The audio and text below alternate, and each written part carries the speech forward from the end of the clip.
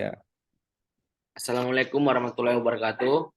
Perkenalkan kami dari kelompok 26 dengan kasus 1 dan 2 akan mempresentasikan hasil diskusi kami. Berikut nama anggota kami, yaitu saya sendiri Imam Fajrul Islam, ada Ruyatul Hilal dan Zaidah.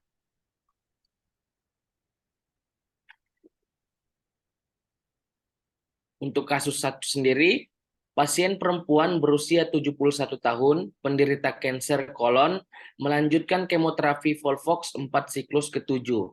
Berat dan tinggi badan pasien adalah 41 kg dan 143 cm.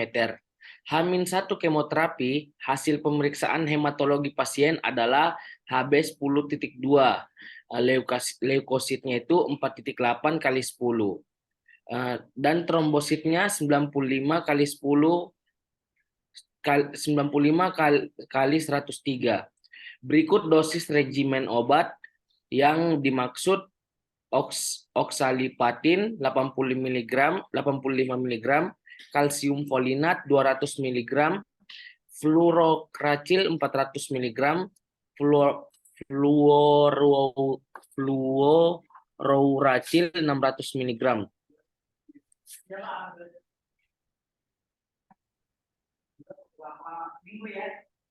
Untuk soalnya itu berapakah dosis obat yang diberikan kepada pasien? Dosis obat diketahui BSA pasien yaitu 1,27, oksaliplatin 85 mg, kalsium folinat 200 mg, fluorouracil 400 mg, fluorouracil 600 mg. Untuk dosis obat oksaliplatin yaitu 107,9 mg, 95 mg.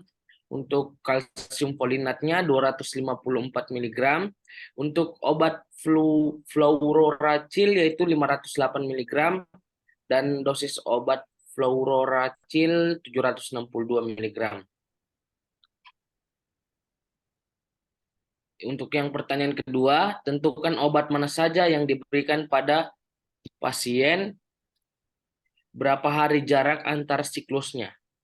Obat yang diberikan hari pertama yaitu fluorouracil 400 mg dan fluorouracil 600 mg. Obat yang diberikan hari kedua, fluorouracil 400 mg, oksaliplatin 85 mg, kalsium folinat 200 mg. Jarak antar siklusnya yaitu 14 hari.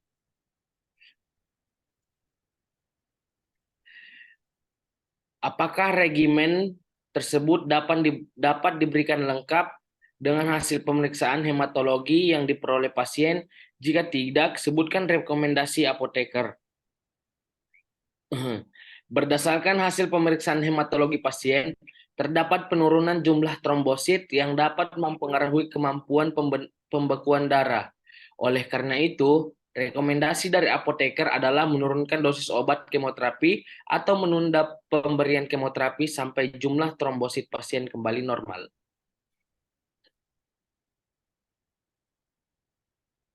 baik, selanjutnya tentukan monitoring apa saja yang harus dilakukan pada pasien tersebut, yaitu pemeriksaan hematologi untuk memantau jumlah sel darah putih, hemoglobin, dan trombosit. Kemudian pemeriksaan fungsi ginjal dan hati untuk memantau efek samping obat pada organ-organ tersebut. Selanjutnya pemeriksaan elektrolit untuk memantau keseimbangan elektrolit dalam tubuh pasien. Pemeriksaan fungsi pendengaran untuk memantau efek samping obat pada telinga pasien. Kemudian pemeriksaan klinis untuk memantau kemajuan pengobatan dan efek samping obat pada pasien.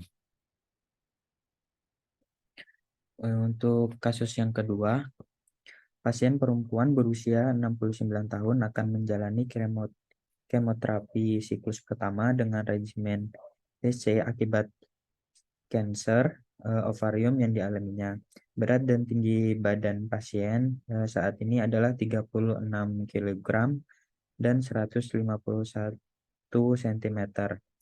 Dokter telah memastikan pasien dapat menjalani kemoterapi dari hasil pemeriksaan hematologi yang normal. Namun diketahui nilai serum kreatinin terakhir adalah 1,5 mg per desiliter. Dokter meresepkan dosis paclitaxel 213,5 mg dan karboplatin 488 mg.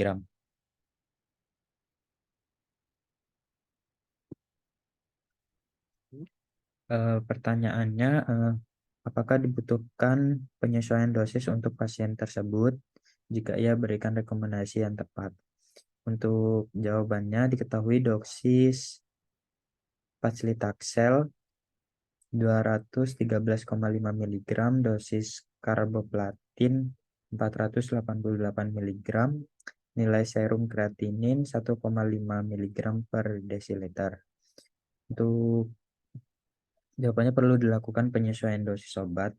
Rekomendasi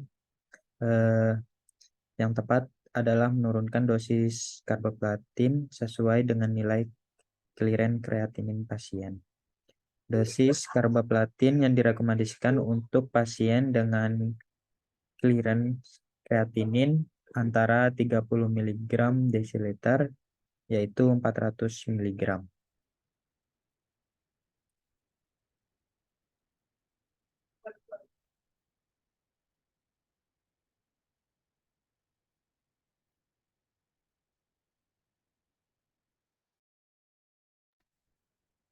Berapakah jarak antar siklus yang direkomendasikan? Untuk jarak antar siklus yang direkomendasikan yaitu pada kemoterapi ini adalah 14 hari.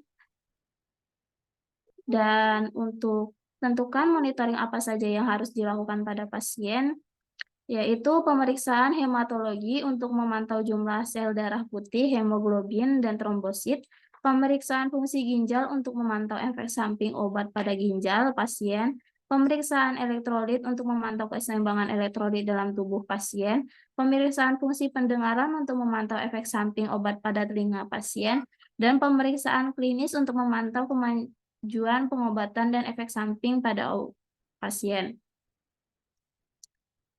Apakah pelarut yang tepat dan berapa jumlah volume pelarut yang digunakan untuk kedua obat tersebut? Pelarut dan volume yang tepat yaitu pelarut paclitaxel adalah larutan yang 50/50 dan etanol kremoform dan air untuk injeksi. Jumlah volume pelarut yang digunakan untuk paclitaxel adalah 500 ml dan pelarut yang tepat untuk karboplatin adalah larutan gram fisiologis yaitu sebesar 0,9% dan jumlah volume pelarut yang digunakan adalah 360 ml. Berikut referensi yang kami gunakan. Terima kasih.